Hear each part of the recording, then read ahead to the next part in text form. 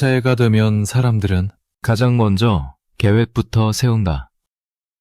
무엇을 할지, 언제까지 갈지. 어느 정도까지 만들어낼지를 정한다. 그런데 이상하게도 해마다 비슷한 시점에 멈춘다. 의지가 약해서가 아니다. 계획이 없어서도 아니다. 출발점이 잘못됐기 때문이다. 사람은 계획으로 시작하면 결국 자기 자신으로 돌아온다. 내가 감당할 수 있는 범위, 내가 버텨본 적 있는 한계, 내가 실패해본 기억 안에서만 움직이게 된다. 그래서 새해 다짐은 늘 비슷한 높이에서 끝난다. 조금 더 열심히, 조금 더 참고, 조금 더 견디다가 지친다. 이 구조를 바꾸지 않으면 해는 바뀌어도 삶은 그대로다. 성경은 새해의 출발을 계획으로 두지 않는다. 맡김으로 둔다. 내가 무엇을 하겠다는 선언이 아니라 이 일의 방향과 무게를 어디에 두느냐의 문제다. 맡긴다는 건 포기하는 게 아니다. 아무 생각 없이 흘려보내는 것도 아니다. 오히려 가장 명확한 선택이다. 이 삶의 주도권을 내가 쥐고 있는 상태에서 내려놓는 결정이다. 많은 사람들이 맡김을 오해한다. 아무것도 하지 않는 태도라고 생각한다. 하지만 실제로는 반대다. 맡김은 행동의 질을 바꾸는 선택이다. 내가 전부 책임지겠다는 태도에서 내가 할 몫만 정확히 하겠다는 태도로 옮겨가는 것이다. 그래서 맡김은 시작점이지 끝점이 아니다. 우리는 너무 많은 것을 혼자서 짊어진다. 결과까지, 평가까지, 실패의 의미까지 전부 혼자 떠안는다. 그래서 시작부터 숨이 차다. 계획을 세우는 순간 이미 지쳐있다. 이 상태에서 아무리 좋은 목표를 세워도 오래가지 못한다. 맡김은 이 과부하를 내려놓는 첫 정리다. 삶이 무거워지는 순간은 되게 비슷하다. 잘해보겠다는 마음이 커질수록 실패에 대한 두려움도 같이 커진다. 통제하려는 마음이 강해질수록 예상 밖의 상황에 더 크게 흔들린다. 맡김은 이 구조를 끊는다. 결과를 움켜쥐는 손을 풀고 방향만 붙잡는다. 그래서 맡긴 사람은 상황이 바뀌어도 무너지지 않는다. 중요한 건 무엇을 맡기느냐가 아니라 어디에 맡기느냐다. 계획을 맡기고, 결과를 맡기고, 타이밍을 맡긴다.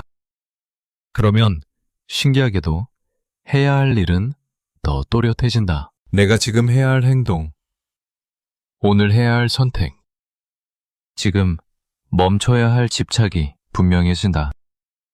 맡김은 흐릿해지는 게 아니라 선명해지는 과정이다.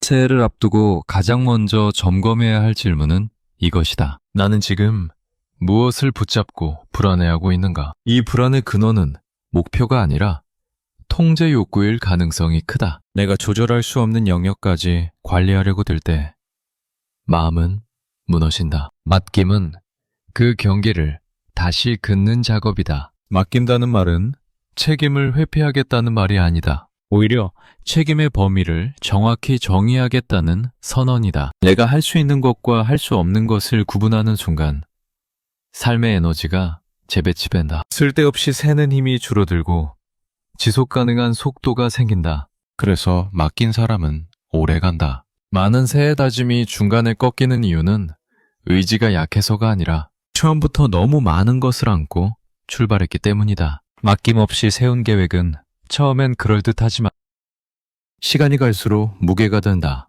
반대로 맡김 위에 세운 계획은 가볍다. 가볍다는 건 대충이라는 뜻이 아니다. 불필요한 부담이 제거된 상태다. 이 시점에서 새해를 이렇게 시작해도 된다. 아직 계획이 정리되지 않아도 괜찮다. 다짐이 또렷하지 않아도 상관없다. 먼저 이 한 가지만 분명히 해도 충분하다. 이 한 해의 방향과 결과를 내가 전부 책임지지 않겠다는 결단. 그 자리에 맡김을 두는 것. 맡김은 한 번의 이벤트가 아니다. 반복해서 돌아와야 하는 기준이다. 불안해질 때, 조급해질 때, 비교가 시작될 때 다시 점검해야 한다. 지금 내가 붙잡고 있는 것이 정말 내 몫인가? 아니면 내려놓아야 할 영역인가? 새해는 결국 또 하루하루의 연속이다. 그 하루를 어떤 태도로 시작하느냐가 전체의 흐름을 만든다. 맡김으로 시작한 하루는 결과에 끌려가지 않는다. 방향을 잃지 않는다. 그래서 흔들려도 돌아올 자리가 있다. 이제 출발선에 서 있다. 무엇을 이룰지보다 무엇을 맡길지부터 정해도 늦지 않다.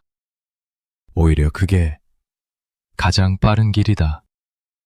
이 한 해를, 이 삶을, 이 방향을 어디에 두고 갈 것인지. 맡김은 그 질문에 대한 가장 단단한 시작이다. 새해를 막는 가장 큰 장애물은 환경도 상황도 아니다. 정리되지 않은 과거다. 사람은 새로운 일을 시작하지 못해서 멈추는 게 아니라 이미 끝난 일을 계속 붙잡고 있어서 앞으로 나아가지 못한다. 그래서 많은 새해 다짐은 출발선에 서보기도 전에 무거워진다. 우리는 흔히 과거를 기억이라고 부르지만 실제로는 기준으로 사용한다. 이전의 실패, 이전의 방식, 이전에 잘됐던 경험까지 모두 다음 선택의 판단 기준이 된다. 문제는 그 기준이 지금의 나와 맞지 않을 때다. 그럼에도 사람은 익숙함을 안전하다고 착각한다. 그래서 새해에도 결국 같은 패턴으로 돌아간다. 정리는 버리는 행위가 아니다. 정리는 자리를 바꾸는 일이다. 과거를 없애는 것이 아니라 과거가 서 있던 자리를 현재에서 치우는 것이다. 이 자리를 비워야만 새 일이 들어온다. 비워지지 않은 공간에는 아무것도 새로 올 수 없다. 사람이 과거를 붙잡는 이유는 단순하다. 그 안에 설면이 있기 때문이다. 왜 이만큼 왔는지, 왜 멈췄는지, 왜 실패했는지에 대한 설명이 과거에 남아있다. 설명은 마음을 잠시 편하게 만든다. 하지만 설명에 머무는 순간 가능성은 닫힌다. 고민은 설명을 내려놓는 선택이다. 그래서 어쩔 수 없었다라는 문장을 멈추는 것이다. 과거를 미화하지도 과도하게 비난하지도 않는다. 그저 지나간 자리로 돌려보낸다. 이 단순한 태도 변화가 새해의 방향을 완전히 바꾼다. 사람은 새해를 시작할 때 늘 이전 방식으로 접근하려 한다. 그래서 새해가 와도 삶은 새로워지지 않는다. 정의는 이 자동 반응을 끊는 작업이다. 이전의 성공 공식, 이전의 생존 전략, 이전의 비교 기준까지 한번 내려놓는다. 그래야 다른 길이 보인다. 성경은 새 일을 말할 때 동시에 과거를 붙잡지 말라고 말한다. 이 말은 냉정해 보이지만 현실적이다. 새 길은 과거의 연장선에서 열리지 않기 때문이다. 지금까지의 방식으로 갈 수 있었다면 이미 갔을 것이다. 정의는 변화가 시작되는 전제 조건이다. 정리가 되지 않은 사람의 삶에는 공통점이 있다. 선택이 느리다. 결정이 늦다. 항상 한 박자씩 뒤처진다. 왜냐하면 매번 과거와 상의해야 하기 때문이다. 정리된 사람은 다르다. 판단이 빠른 이유는 경험이 없어서가 아니라 기준이 단순해서다. 정리는 감정적인 작업이 아니다. 감정을 억누르는 것도 아니고 과거를 미워하는 것도 아니다. 오히려 감정을 과거에 묶어두지 않겠다는 선택이다. 그래서 정리는 차갑지만 자유롭다. 이 자유가 있어야 새해의 리듬이 살아난다. 많은 사람들이 새해를 앞두고 무언가를 더 추가하려고 한다. 새 목표, 새 루틴, 새 계획. 하지만 실제로 필요한 건 추가가 아니라 삭제다. 이미 작동하지 않는 생각, 더 이상 나를 살리지 않는 기준, 끝난 관계의 잔향까지 정리해야 한다. 그래야 삶이 가벼워진다. 정리는 용기가 필요한 작업이다. 익숙했던 설명을 포기해야 하고 스스로를 규정하던 언어를 내려놓아야 한다. 나는 원래 이런 사람이다 라는 말도 정리 대상이다. 그 문장이 나를 보호해주지 못한다면 그건 정체성이 아니라 족쇄다. 새해의 정리는 대대적인 변화처럼 보일 필요가 없다. 오히려 조용해야 한다. 소리 없이 기준이 바뀌고 선택의 방향이 달라진다. 이 변화는 외부에서 잘 보이지 않지만 안쪽에서는 분명히 느껴진다. 숨이 덜 막히고 결정이 단순해진다. 정리는 한 번에 끝나지 않는다. 새해를 향해 나아가다 보면 계속해서 과거가 손을 잡아 끈다. 그때마다 다시 정리해야 한다. 이건 후퇴가 아니라 유지다. 정리된 상태를 지켜내는 훈련이다. 지금 이 시점에서 질문 하나면 충분하다. 내가 아직도 설명하고 있는 과거는 무엇인가? 그 설명이 없으면 불안해지는 지점은 어디인가? 그게 바로 정리가 필요한 자리다. 새해는 과거보다 앞에 있다. 그런데 시선이 계속 뒤를 향하면 앞으로 가는 길은 늘 어둡다. 정리는 고개를 돌리는 일이다. 뒤를 보지 않겠다는 결심이 아니라 앞을 보겠다는 선택이다. 맡김으로 출발했다면 이제는 비울 차례다. 쥐고 있는 손을 풀었으면 그 다음은 짐을 내려놓는 일이다. 정리는 새 일을 위한 준비 작업이 아니라 새 일을 가능하게 만드는 조건이다. 이 정리가 끝나야 진짜 새해가 시작된다. 정리를 하고 나면 많은 사람들이 착각한다. 이제 더 잘하면 될 것 같다는 생각이다. 짐을 내려놓았으니 속도를 올려야 한다고 여긴다. 하지만 이 지점에서 다시 삶이 무거워진다. 정리 이후에 필요한 건 가속이 아니라 전환이다. 애씀을 내려놓는 전환이다. 사람은 본능적으로 애씀을 신뢰한다. 열심히 했다는 감각이 있어야 안심한다. 밤을 줄이고 힘을 더 쓰고 긴장을 놓지 않으면 무언가 잘못되는 것 같아 불안해진다. 그래서 애씀은 미덕처럼 포장된다. 하지만 성경은 분명하게 말한다.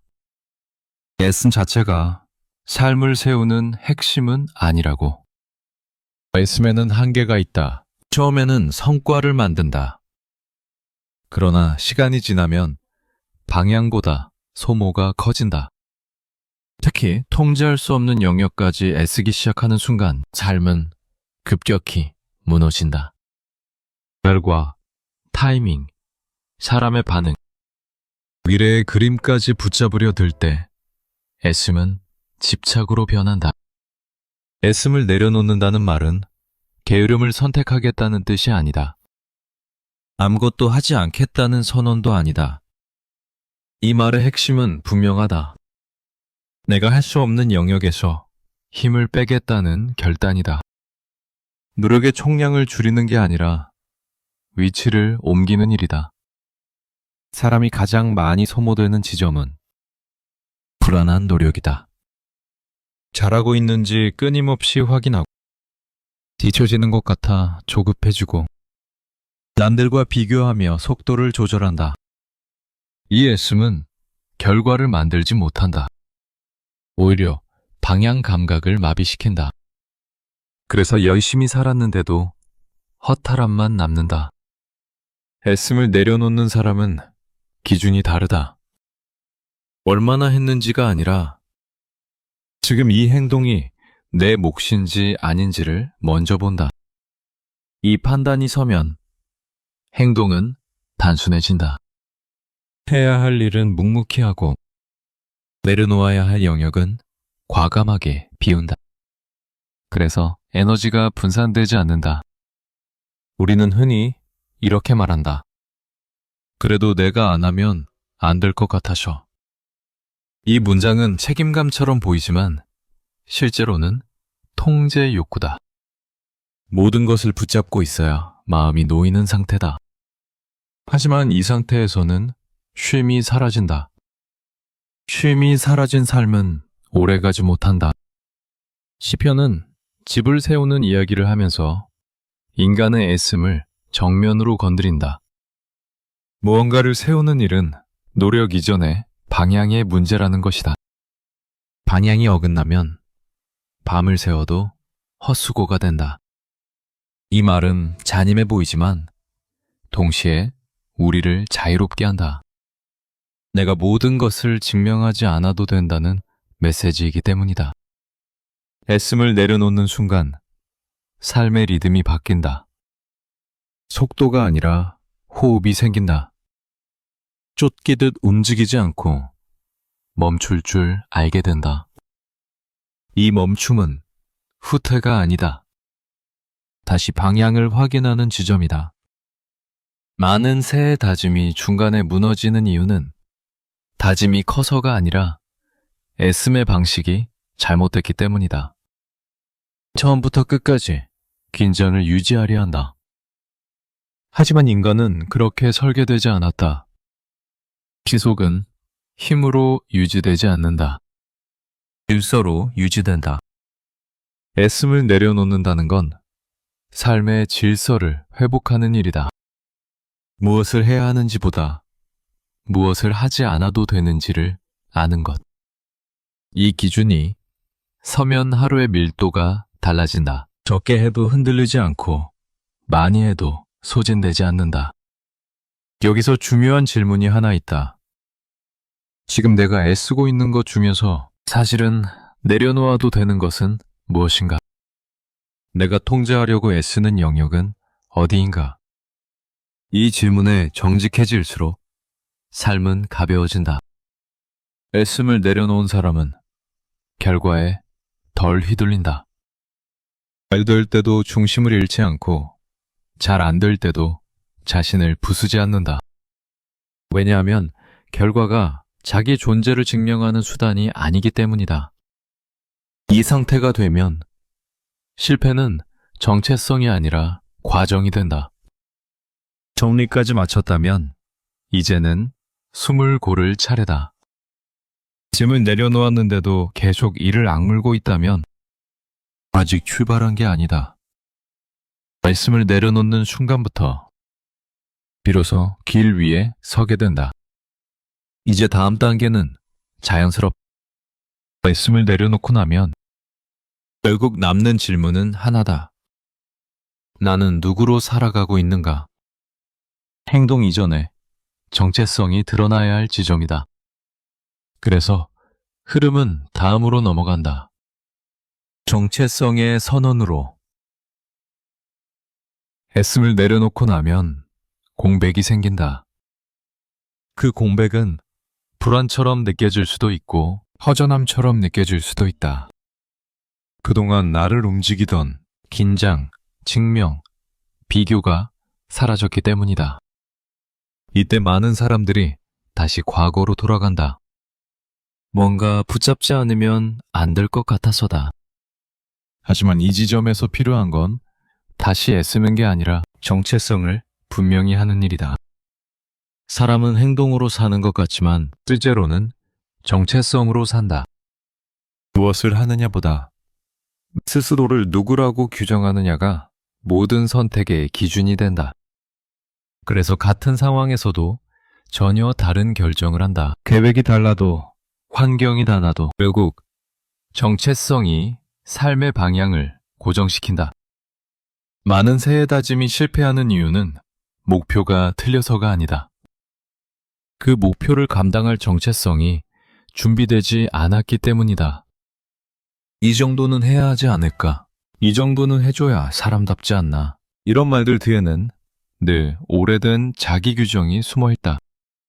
정체성이 바뀌지 않으면 삶은 늘 같은 높이로 되돌아온다. 성경은 새해의 변화를 행동 수정으로 말하지 않는 새 사람이 되었다는 선언으로 시작한다. 이 말은 감정적인 위로가 아니다. 삶의 기준을 완전히 다시 설정하는 문장이다.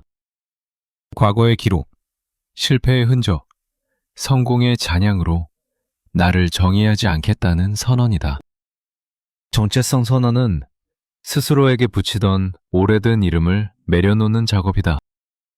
나는 원래 이런 사람이다. 나는 여기까지가 한계다. 나는 항상 이 지점에서 무너진다. 이 문장들은 경험처럼 보이지만 실제로는 감옥이다. 정체성 선언은 이 문장들을 더 이상 기준으로 삼지 않겠다는 선택이다. 사람은 자신이 누구라고 믿는 만큼만 살아간다. 그래서 정체성은 생각보다 훨씬 실질적이다. 생활 리듬, 인간관계, 돈을 대하는 태도, 실패 앞에서의 반응까지 전부 정체성에서 나온다. 겉으로는 목표를 말하지만 속으로는 늘 같은 선택을 반복한다면 이유는 하나다. 정체성이 바뀌지 않았기 때문이다. 정체성을 선언한다는 건 미래의 나를 미리 기준으로 삼는 일이다. 지금의 상태가 아니라 지금 내가 서기로 선택한 위치에서 나를 정의하는 것이다. 그래서 이 선언은 감정이 아니라 태도다. 기분이 좋을 때만 유지되는 다짐이 아니라 흔들릴 때 더 분명해지는 기준이다. 많은 사람들이 정체성 이야기를 하면 추상적이라고 느낀다. 하지만 실제로는 가장 현실적인 영역이다. 정체성이 분명한 사람은 선택이 빠르다. 무엇을 해야 하는지보다 무엇을 하지 않을지를 먼저 한다. 그래서 삶이 복잡해지지 않는다. 정체성 선언 이후에도 상황은 흔들릴 수 있다. 환경이 바뀌고 예상치 못한 일이 생긴다.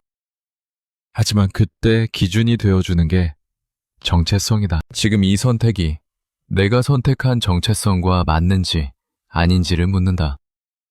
이 질문 하나로 방향을 잃지 않는다. 중요한 건 정체성을 감정으로 확인하려 들지 않는 것이다. 지금은 새 사람처럼 느껴지지 않는다는 생각은 의미 없다. 정체성은 느끼는 게 아니라 서는 것이다. 서기로 선택한 자리에서 반복적으로 행동이 따라올 때 감정은 뒤따라온다. 애씀을 내려놓지 못한 사람은 정체성을 증명하려 든다. 그래서 더 바쁘고 더 조급하고 더 쉽게 무너진다. 반대로 정체성이 분명한 사람은 증명하지 않는다. 그저 그 자리에 맞게 행동할 뿐이다. 그래서 꾸준하다. 새해를 이 지점까지 끌고 왔다면 이제 방향은 잡혔다. 맡김으로 출발했고 정리로 공간을 비웠고 애씀을 내려놓았다면 이제는 내가 누구로 이 길을 걷고 있는지를 분명히 해야 한다. 그래야 다음 단계가 흔들리지 않는다. 정체성 선언은 끝이 아니다. 이후의 모든 계획과 선택을 걸러내는 기준이다. 그래서 다음 흐름은 자연스럽다. 이 정체성을 가진 사람이 어떻게 계획을 대할 것인가? 계획의 태도로 이어진다. 이 흐름은 한 번 듣고 끝내는 다짐이 아니라 흔들릴 때마다 다시 돌아올 기준으로 이어집니다. 구독과 좋아요 부탁드립니다.